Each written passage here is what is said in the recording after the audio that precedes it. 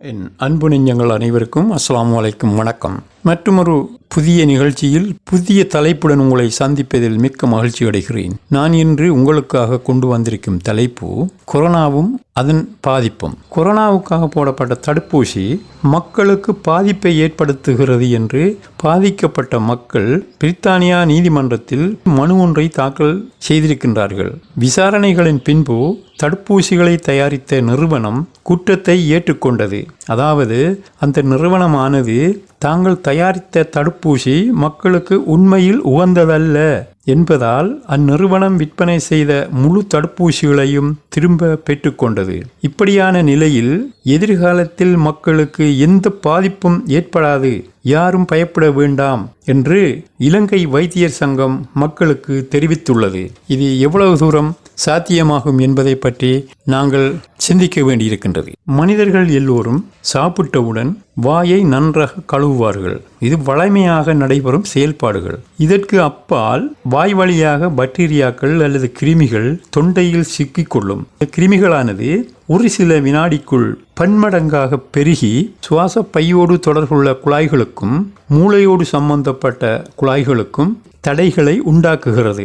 இதனால் சுவாசிக்கும் விகிதம் குறைவடைகிறது. சுவாசம் குறைவடைவதனால் உடலுக்குள் உள்வாங்கப்படும் ஆக்சிஜனின் விகிதமும் உடலின் வெப்பநிலையும் குறைவடைந்து இரத்தோட்டம் கொஞ்சம் கொஞ்சமாக நலிவடைந்து விடும். இறுதியில் மரணம்தான் முடிவாகின்றது. இந்த நடைமுறையில்தான் கொரோனா என்ற பெயர், மரணத்தின் இறுதியில் கொரோனா என்ற பெயர் உச்சரிக்கப்படுகிறது. கொரோனாவினால் பாதிக்கப்பட்ட லட்சக்கணக்கான மக்கள் மரணமடைந்துள்ளார்கள். இவர்களில் ஆண்கள், பெண்கள், குழந்தைகள், முதியவர்கள் என்ற எந்தவிதமான வேறுபாடுகள் இருக்கவில்லை. தவறான முகாமைத்துவத்தினால் சொந்தக்காரர்கள் மரணித்தவர்களை கூட பார்க்க அனுமதிக்கவில்லை. அத்தனை பேரையும் பதற எரித்து விட்டார்கள். இது எங்கள் நாட்டுக்கு ஏற்பட்ட மாபெரும் இழப்பாகும். இந்த கொரோனாவை எதிர்காலத்தில் இல்லாமலாக்க வேண்டும் என்பதற்காக ஒவ்வொருவரின் உடலிலும் 3 வகையான வேக்சின்களை அல்லது ஊசி மருந்து உட்செலுத்தினார்கள்.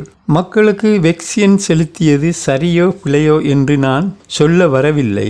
இருந்தாலும் மேற்கூறப்பட்ட தீர்ப்பின்படி வேக்சின் போடப்பட்டது முற்றிலும் தவறானது என்பதை நாங்கள் ஏற்றுக்கொள்ளத்தான் வேண்டும். ஆனால் வேக்சின் போட்டவர்களில் பெரும்பாலானவர்கள் உடல் நலம் பாதிக்கப்பட்டிருக்கின்றார்கள். நான் ஒரு உளநல இயற்கை வைத்தியர் என்ற அடிப்படையில் சுமார் 3 மாதங்களில் 1000க்கும் மேற்பட்ட கொரோனாவுக்கு வேக்சின் போட்டவர்களை நேரில் கண்டு விசாரித்த போது கிட்டத்தட்ட 800 பேர் மட்டில் உடல்நலக் குறைவு மற்றும் மனநலக் குறைவு உள்ளவர்களாக இருப்பதாக கேட்டறிந்து கொண்டேன். ஆகையினால் மக்களுக்கு பயன்படுத்திய வேக்சின்களினால் மக்களின் தேக ஆரோக்கியம் குறைவடைந்து இருப்பதாக பெரும்பாலான மக்கள் சொல்லுகிறார்கள். இதற்கான தீர்வு என்னிடம் இருக்கிறது. நிகழ்ச்சியை முழுமையாக பாருங்கள். அது மட்டுமல்ல, நீங்கள் இந்த நிகழ்ச்சிக்கு புதியவராக இருந்தால் சப்ஸ்கிரைப் பண்ணி பக்கத்தில் உள்ள பெல் பட்டனையும் அழுத்தவும். அப்போதுதான் நாங்கள் பதிவிடும் புது நிகழ்ச்சிகள் உங்களை வந்தடையும். மேலும் இந்த நிகழ்ச்சிகள் உங்களுக்கு பிடித்திருந்தால் லைக் பண்ணுங்கள். கொரோனாவை ஒரு தொற்று நோயாக சித்தரித்து முதன்மைப்படுத்தி கொண்டு மக்களுக்கு வேக்சின் போடப்பட்டது. மக்களுக்கு வேக்சின் போட்டவர்களிடம் நான் கேட்கிறேன், கொரோனா ஒரு தொற்று நோய் என்றால் எல்லோருக்கும் வேக்சின் போட்டிருக்க வேண்டும்.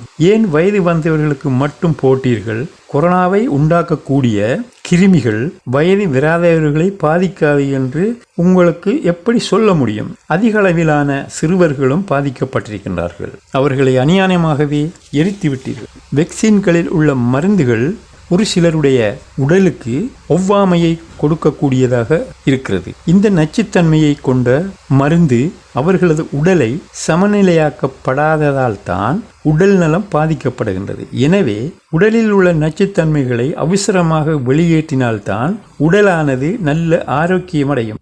முன்னொரு காலத்தில் இறைவனை நம்பாமல் ஒருவருடைய சாதகத்தை பார்த்துத்தான் அவர்களுடைய உடல் ஆரோக்கியம் மற்றும் ஆயுளை பற்றி தீர்மானிப்பார்கள்.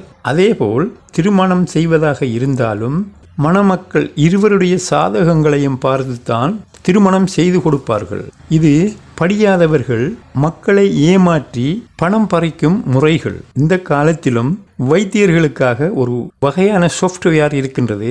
அந்த சாஃப்ட்வேரின் பெயர் ASCVD 2013. இந்த சாஃப்ட்வேரை எல்லா மொபைல் போன்களிலும் டவுன்லோட் பண்ணிக்கொண்டு நீங்களும் உங்களுடைய ஆரோக்கியத்தை பற்றி அறிந்து கொள்ளலாம். உங்களுடைய வயது, இரத்த அழுத்தத்தின் அளவு, இரத்தத்தில் உள்ள கொலஸ்ட்ராலின் அளவு, இரத்தத்தில் உள்ள சர்க்கரையின் அளவு போன்ற தரவுகளை கொடுத்தால் அதே நொடியில் எதிர்வரும் 10 ஆண்டுகளுக்குள் உங்களுக்கு மாரடைப்பு வருமா அல்லது பக்கவாதம் வருமா, வராதா, அப்படி வருவதாக இருந்தால் எப்போது வரும் போன்ற தகவல்களை நீங்களே உங்கள் மொபைல்களில் இருந்த இடத்தில் இருந்து அறிந்து கொள்ள முடியும். இந்த நவீன முறைகளை மக்களிடம் காண்பித்து பணத்தை கறக்கிறார்கள். இறைவனை பற்றிய எந்த சிந்தனைகளுமே கிடையாது. மரணத்தை பற்றி கணக்கிடுவதற்கு எப்படிப்பட்ட வைத்தியர்களாக இருந்தாலும் இவர்களுக்கு என்ன அருகதை இருக்கிறது? எப்படி நவீன காலமாக இருந்தாலும் இறைவனால் ஆக்கப்பட்டவைகளை எதனையும் அதே பண்புகளோடு உற்பத்தி செய்ய முடியாது. அதாவது கோழி முட்டை ஒன்றிலிருந்து 21 நாட்களுக்கு பிறகுதான் கோழி குஞ்சை பெற்றுக்கொள்ளலாம்.